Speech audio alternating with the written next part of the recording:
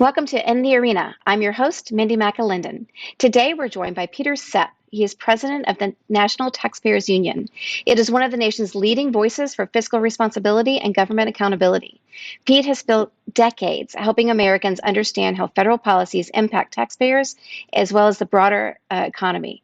In this episode, we're tackling the growing housing crisis, how policies at Freddie Mac and Fannie Mae are shaping the mortgage market, what risks those policies may pose to taxpayers, and what reforms are needed to keep housing affordable and the financial system stable. Pete will help us break down what's really happening and why Arkansans should be paying close attention. Pete, welcome to the program. Great to be here. Thank you. Well, I appreciate you joining me today. Before we get started and get into housing, just tell us a little bit about what led you to the Taxpayer Advocacy Group and what the work that you do with them. Well, a full 37 years ago, I was an out-of-college kid who wanted to work in Washington, D.C. for Congress. I then realized after interning for a congressional campaign that just wasn't for me. I wanted to get into national security policy of all things, but the National Taxpayers Union was the first organization to respond to a letter I sent with my resume. They said they had a job answering phones. And that's the way I started at the organization. That is fantastic. Boy, that was a cold call for sure. Good Yes. for you. You must have had a good resume to get their attention. Well, tell me a little bit about the National Taxpayers Union, or NTU. What do you monitor? How do you respond to federal policies? Just kind of give us, for listeners that are unfamiliar with it, just tell us what y'all do. We're a nonprofit, nonpartisan citizen group founded all the way back in 1969 to work for lower, fairer, simpler taxes, more responsible, less wasteful government spending at all levels, and accountability from public officials at all levels. Taxpayer rights is a major concern of ours. That not only means rights before the IRS when you have a tax dispute, but the right to keep more of what you earned. And that often takes the form of constitutional tax and expenditure limitations, especially at the state level. We also have a public interest litigation arm that stands up for taxpayers in court on precedential cases. We just won one in Colorado defending one of the strictest and best constitutional tax and expenditure limits in the country. Is that the Tabor? Yes, that you defend? yes, Oh, indeed. nice. We Okay. sued the Lower South Platte Water District for approving a tax increase without voter approval. The Colorado Supreme Court affirmed our case, and we just won a settlement on behalf of taxpayers of the water district. That's going to be very important going forward because a series of court cases have chipped away at Tabor for a number of years. This is one of the first victories. That is great. Congratulations, because that has Thank been you. a tough fight. We looked at passing something like Tabor here, and we've not been successful yet in Arkansas. So hopefully we'll get there. Okay, so as I understand it from what you've said and from what I've read and talked about, you really are the voice of the people, the voice of the taxpayers to the federal government. Is that an appropriate way of kind of phrasing what you do? Yes, indeed. Okay. And which is great because in reality, as a taxpayer, we don't have that many voices. A lot of special interests have voices in DC, and it's great to have y'all there fighting for the taxpayers. So thank you for that. So let's jump in. We're going to talk about the Federal Housing Finance Agency, or FHFA. But before we do, can you explain to us Fannie Mae and Freddie Mac and why I care as a taxpayer about these government-sponsored enterprises? Yeah, this is a huge issue. Government-sponsored enterprises kind of have a foot in both the public and private worlds. Fannie Mae and Freddie Mac were set up to bundle all of the mortgages that are guaranteed by the federal government across the country, sell them as securities to private investors, and in so doing, create what's called liquidity in the mortgage market. In other words, allowing the free flow of capital, in theory, to make mortgages more affordable, more plentiful for homeowners. But here's the catch. As government-sponsored enterprises, they have not only private investors, but public backing. For many, many years, Fannie Mae and Freddie Mac had what was called an implicit guarantee. Many said, well, they're too big to fail, but taxpayers will never have to bail them out because they have investors as the first line of money in case they ever got into trouble. Well, unfortunately, it didn't work out that way. Back in 2008, during the last housing crisis, the big financial meltdown, the implicit guarantee became explicit, and taxpayers bailed out Fannie Mae and Freddie Mac for the tune of almost $200 billion. And the federal government took partial ownership of Fannie Mae and Freddie Mac. They still have shareholders, but they are under a thing called conservatorship, meaning that if they fail again, taxpayers are absolutely positively on the hook for a bailout. There are proposals to try and spin Fannie Mae and Freddie Mac off into the private sector, break them up somehow, sell it all to private investors, but those proposals haven't gone anywhere. And so what we have is another ticking time bomb. If Fannie Mae and Freddie Mac make bad decisions about how they bundle their mortgage securities or what they end up guaranteeing, taxpayers could be on the hook for yet another bailout, and it could be huge when you think of the fact that they are involved in upwards of 13 trillion with a T dollars in mortgages. I mean, that's Wow. 1/3 the size of our entire national debt, and it's all off the books. I mean, that's not part of the national debt. That's a separate liability. Taxpayers guarantee all of that. Would they ever have to pay 13 trillion? Well, no, but half a trillion, sure. And we can't afford that given the fiscal condition of the United States right now. We've got enough trouble with our national debt. We do. So let's dive into that a little bit more. So there was a recent announcement from the Federal Housing Finance Agency, FHFA, that they are changing the credit scoring rules for I always screw it up, for Freddie Mac and Fannie Mae. Talk to me more about the changes that they're doing and what that means for taxpayers. Well, first, the taxpayer's stake in credit scoring doesn't seem very big at all, but it actually is huge. The credit score is one of the most important tools that lenders as well as Fannie and Freddie have for assessing the risk of a loan. What does a credit score say about the borrower's ability to pay back the loan over time? It's an important measurement of risk. For many, many years, Fannie Mae and Freddie Mac used one score, the FICO score, to evaluate risk in loans. It's worked pretty well. And FICO scores are actually changing now to a new model called 10T, which is supposed to be more accurate in predicting risk and creditworthiness. Well, along came the Federal Housing Finance Agency, which is supposed to be the safety and soundness regulator of Fannie and Freddie.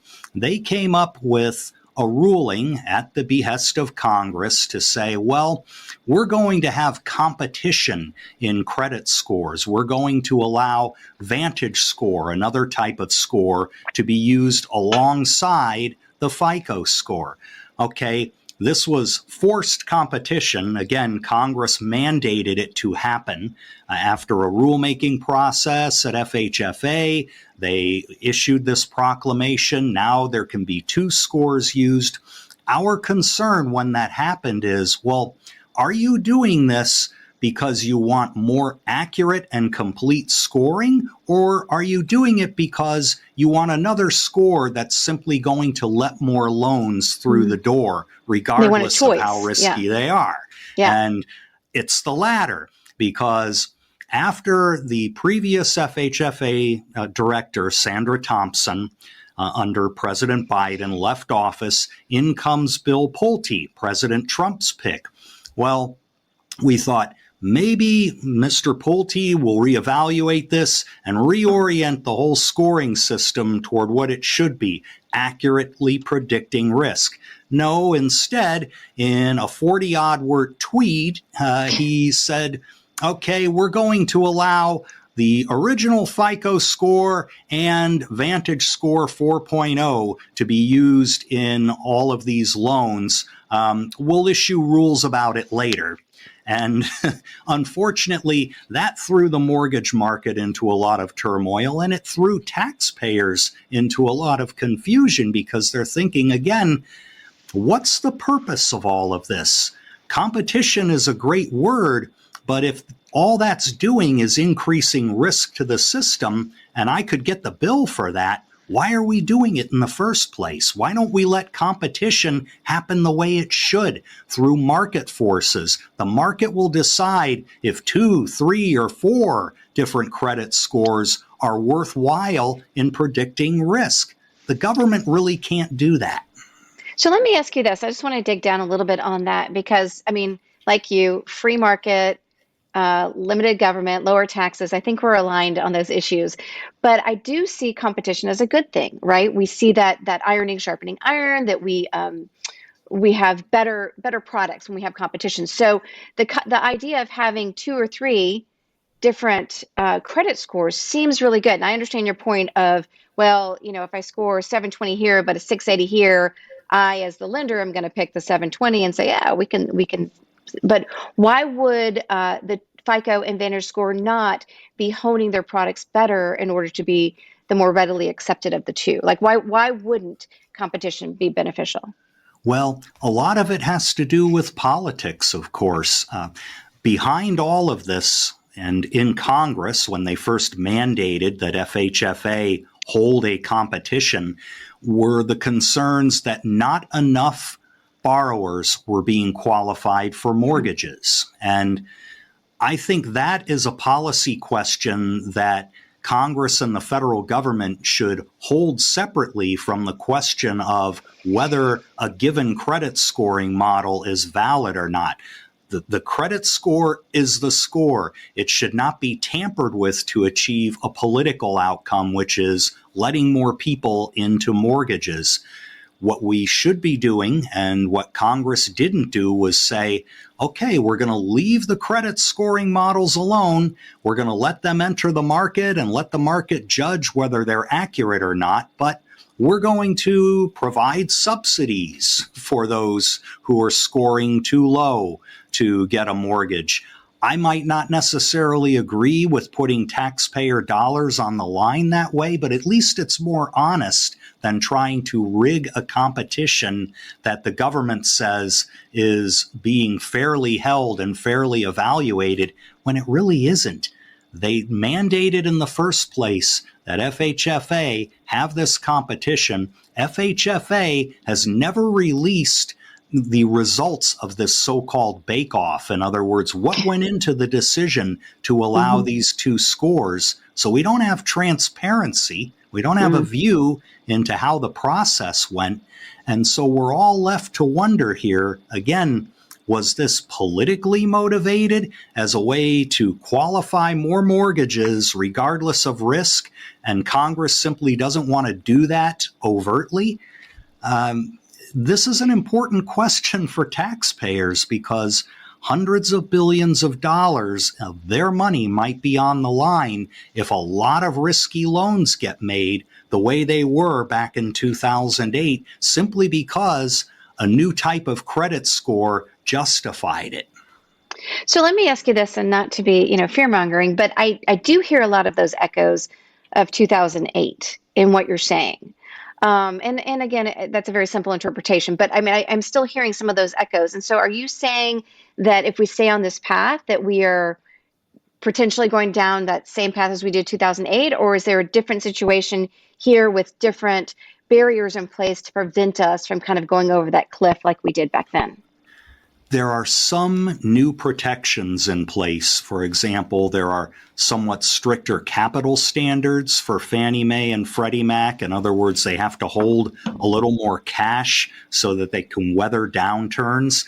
But the problem is there is the constant tension between letting Fannie and Freddie do what they want and protecting taxpayers. The Federal Housing Finance Agency was formed back in the late 2000s to replace something called the Office of Federal Housing Enterprise Oversight, another very long tongue twister, because that agency had been regulatorily captured by Fannie and Freddie. I mean, there was so much interaction that the oversight agency couldn't do its job. We can't risk even taking a few steps down that road, because that's how a contagion can really spread. And, it is easy to engage in fear mongering here. And so what we have to do is simply say, we never want to get to the point again where we have so few policy options that bailout is the only one. And the way you do that is to ask important questions the minute we start taking steps down the road that's riskier. What Fannie and Freddie might want to do with a new pilot program that says, okay, we're going to start guaranteeing mortgages on multifamily housing. All right, if you're going to do that, those are even more prone to failure in many areas of the country than single home residential mortgages. Let's ask the hard questions. Is that kind of bailout risk something that you can afford? Are your capital standards adequate? They are better than they were back in 2008, but they're not as strong as banks are required to keep. And yet these two institutions dwarf most banks in the entire United States. Yeah. So let me ask you just another question about FHFA. I know it's a federal agency. Does Congress have any oversight of that agency, or is most of what's happening here just going through this federal agency to make these decisions without any real say from Congress? Congress does indeed have oversight on FHFA. In fact, we have urged the House Financial Services Committee, for example, to ask FHFA to reveal the results to the extent that there's not any disclosure of sensitive individual financial information of this credit score competition, to say, what led you to this decision? People need to know that. People need to understand, if they carefully evaluated the risk that we have with a new model entering the picture and whether it's up to the job. That's called Transparency 101. Congress could insist that FHFA do that. And in fact, one of the important figures in all of this matter is French Hill, member of Congress from Arkansas, because he sits atop one of the most important committees in Congress that oversees FHFA and, in turn, Fannie and Freddie. Okay, and so this decision's been made that they want to go with Vantage and with FICO, sorry. And so then tell me, given that the decision's been made and you're looking for more transparency, what is your ask? Are you wanting people to reach out to Congress or to their congressmen to ask them for this transparency? Okay. Yes, absolutely. Okay. French Hill is an excellent member of Congress who is always looking out for taxpayers' interests.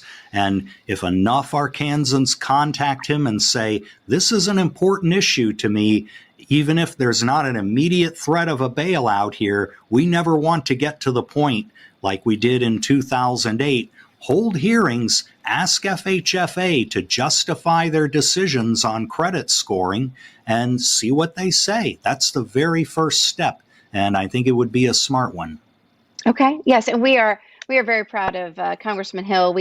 I love to brag that all four of our congressmen and both our senators have gavels. They all chair a committee, and little Arkansas plays above its weight, so we're proud of them. So that's a great reminder to contact Congressman Hill. So let me ask you one other quick question, and then we'll wrap up a little bit more. The housing market, right? It is front page news all the time. Housing prices, mortgage rates, rents, everything seems to be climbing. And we constantly hear that it's unaffordable, that we need more multifamily homes and those kinds of things. But from your perspective, do you have a thought on what you feel like is really driving this crisis up? Yeah, there are a lot of things, actually. Some of it's local, the fact that permitting and zoning and housing starts are highly regulated at the local government level, and localities need to stop getting in the way of home construction. You know, many of these laws, rent controls, work the same way. They are trying to tamp down prices with government putting a lid on what home builders or landlords can do, but all that ends up achieving is limiting the actual housing supply. Make it harder to build a house. Guess what? You're going to get less housing, and make it so that landlords won't ever improve their apartment buildings because they can't charge any kind of appropriate rent. Well, the buildings are never going to get fixed up.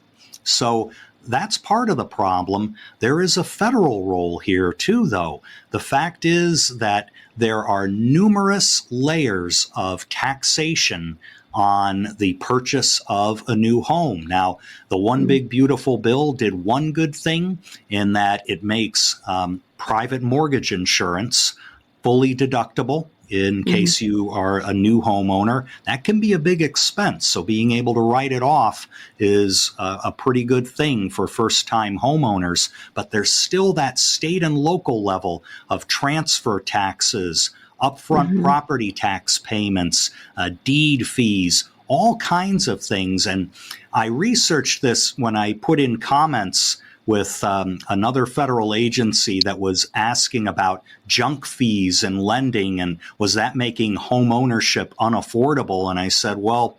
44% of a typical new mortgage closing cost is attributable to taxes. Can you believe that? And when you think of that and the points that you might want to pay on your loan because interest rates are so high, if government policy is not concentrating on reducing taxes and reducing interest rates, nothing else really matters.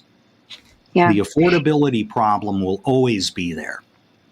I agree with you. And actually, at some point, I'd love to come back and talk property taxes with you, because that's one of my personal bugaboos, just to put a fine point on that. But you're right. We are seeing so much difficulty in having young people be able to get over those humps for homeownership. And I can tell you, my organization very recently put out a paper on the truth in taxation concept for property tax limitation. And Utah has done a very good job with that law. Arkansas can as well. So I'd love to talk more about that. We will definitely do that. Well, before we wrap up, where can folks go to learn more about your organization and this issue? Tell us where to go. They can visit us online at NTU, our initials for National Taxpayers Union, NTU.org. Okay. And then my final question is, if you think about the year coming up in 2026, what do you hope to accomplish with NTU? We must finally get the federal government's finances on a more sustainable path. We have made some progress with Medicaid reform, with rescissions to the federal budget, but we are still far, far into the deficit hole. Congress must get more serious about that. That's going to be very difficult, but there's also taxpayer rights legislation, the fifth bill that I have worked on to restrain the IRS, give taxpayers more protection when they have a dispute with the tax agency. It's called the Taxpayer Assistance and Service Act, and that has a good chance of passing, if not late this year, then early next year. It's a bipartisan bill, and I'm sure that that will make taxpayers' lives a little easier if we can get that done. Well, that is great. And those sound like great things to accomplish next year. So I wish you all the luck. Pete, thank you so much for joining me today. And I will look forward to connecting with you soon on property taxes. Yeah, it's been a pleasure. Take care. Well, I hope you've enjoyed our conversation today with Pete Sepp. He's the president of the National Taxpayers Union.